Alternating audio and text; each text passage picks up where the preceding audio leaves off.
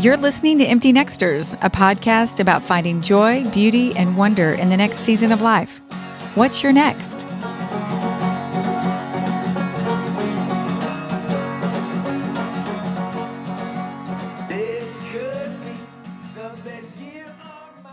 Well, hello, everyone, and welcome to the Empty Nexter podcast. I'm your host, Shelley. Thank you so much for joining me here today.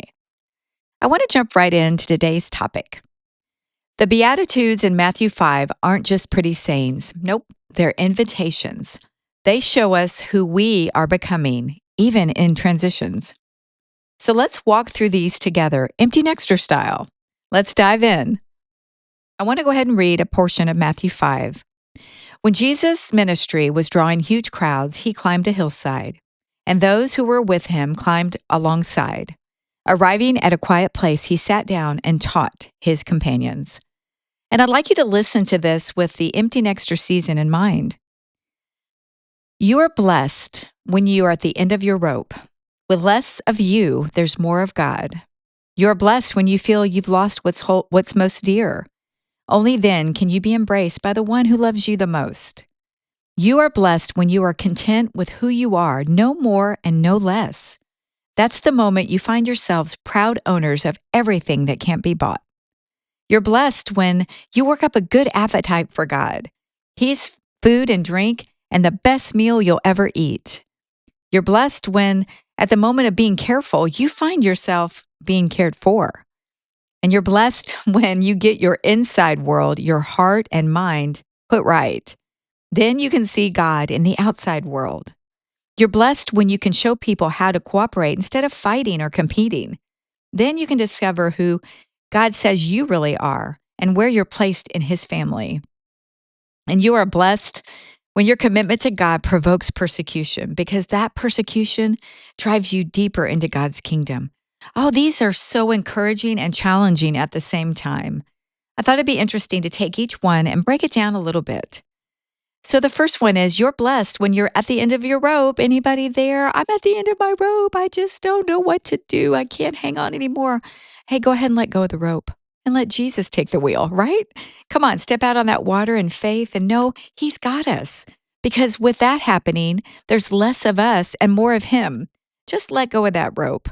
Because the reality where we are as empty nexters, no matter what the season, young or old, is we arrive at the empty nexter season feeling a little stretched. I mean, the children are gone or they've grown, or the children moving on to another age and they're not needing us as much. Retirement may be approaching or you're already there.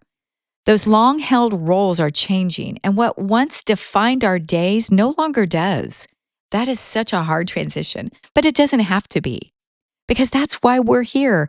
We are a community of people, not just women. I want men to get a hold of this too, because we all go through this, no matter who you are. If you're human, you go through these seasons. So the practical application on this is, when you don't know exactly who you were without the title of mom or dad or employee or caregiver or leader, God isn't alarmed by that. In fact, I feel like He's doing His best work in me now. I've let go of some of those things that I've held on to as my identity. If I'm this and I can only be looked at as that, I just want to be a daughter of the King. How about you? A son of the King, if any of my guys listening. So instead of asking, what is God making room for? Instead of asking, what am I losing? Let's ask God, what is He working in me? What is He making room for? And what new assignment does He have for me? Okay, here comes the next one. You're blessed when you feel you've lost what is most dear to you. Only then can you be embraced by the one who loves you most. Sometimes those seasons of loss, I can't even, my heart gets heavy, and you want to be there alongside that person, or the season of loss of whatever it looks like in your life. But here's the reality. Kids do leave home and you do retire, and you may have aging parents or changes in your health, or friendships are shifting, or dreams look different. But listen, don't rush past that grief. God never asked us to pretend like loss didn't hurt, but what He wants you to do is acknowledge what's changed. Thank Him for it and release to Him what is no longer there. Let it go and receive what He's giving you now. That's such a great season for me. Like, Open your hands and say, God, where do you need me now in this season of life? Because God will fill those spaces. Our next one is you're blessed when you're content with who you are, no more or no less. Oh, come on, ladies. Come on, gentlemen. What a great thing. God, can you say that right now? I'm content with who I am. Man, that has been the cry of my heart is just to be content with who Shelley is. You say that, I'm content with who, and fill in the blank. Because at the end of the day, the only person that you have to please and honor is God, not anyone else. Yes, you want to love your family and do all the things well. But man, if you can just get it, if I can just get it, I just want to be content there. See, for years, the reality of our empty nexter life is that our value came from productivity, achievement, and serving others. But now God says, who are you with all that stripped away? Oh, that's a tough question. Who are you, Shelley, when all those roles are stripped away? When you're still mom, but the mom role is different. When you're still employee, but you no longer have that job. When you're still, you can fill in the blank. But practice introducing yourself without mentioning that you're a mom or your job or your title. And just say, I'm a daughter of the king. I'm a mentor. I'm a disciple. Your identity is not in what you did, but in whose you are. Oh, how freeing is that? As empty nexters, we need to hear that. The next one, Matthew 5:6. You're blessed when you've worked up a good appetite for God because we know God fills us. Oh, he can fill us so full. And the reality is, nexter seasons often create margin that wasn't there before. We have more time. And so the question becomes, like, what will fill this space? I mean, I thought that. And boy, once you start putting that before the Lord and say, God, fill my life with things you want me to do, it is amazing how quickly He does that. So we can replace some of the busyness that we had in a former season and be intentional. Even the young nexters, when the kids don't need you as much, maybe they're off at a soccer game, or maybe they're in, the older grades now, and there's more time in your day. More time for scripture reading and prayer walks and worship, more time to mentor younger women and serve out of an overflow rather than an obligation. Remember this truth, the deepest hunger of this season is not for activity. I just don't want to be busy for the sake of being busy. I want to have more time with Jesus. I want to be more intimate with my Father. I wish I would have thought about that more when I was 20 and 30 and 40, but to be honest, I was just trying to get through every day. And there's nothing wrong with that. God is in those moments and He gives us His grace. But now coming back and being this age and looking back with such different perspective, the only way, here's what I'm going to say, the only way I can be anything to anybody is to sit and be His first. It has taken me so long to learn that. And if I can say that to my young nexters, fill up first before you start pouring out to everybody else. Even if you have to, I'm going to say this, don't get mad, get up 30 minutes earlier. I know, but you're exhausted and you went to bed late. God will redeem the time. You will never regret that. All right, our next one. You're blessed when you care. That's right. One of the greatest gifts empty nexters can offer is compassion born from experience. Oh, that's such a thing for me lately. I just feel I don't want to come off thinking I know it all because I don't. But I feel like God has brought all of us, the 50 plus nexters, to a certain season of life that we have so much to give. We can't contain it and keep it to ourselves. I mean, come on, we've survived. I mean, raising kids from all the way the babies up to adults. Maybe we've had some career disappointments or some health challenges or seasons of uncertainty. But my practical application on this one is ask God, who needs your encouragement today? I get up in the morning now lately and I'm like, Lord, who can I call? Who can I text? Who can I encourage today? Because you know what? Somebody needs you. Somebody needs me. And I need people. I appreciate those moments when I get a text out of nowhere and Shelley, how are you doing today? Oh man, that just feeds my soul. So send a text, make a call, share your story. Remember, the comfort God gave you was never meant to stop with you. It's meant to be shared. Moving right along to the next one. You're blessed when you get your inside world. This was good for me. Get your inside world, your mind and heart put right.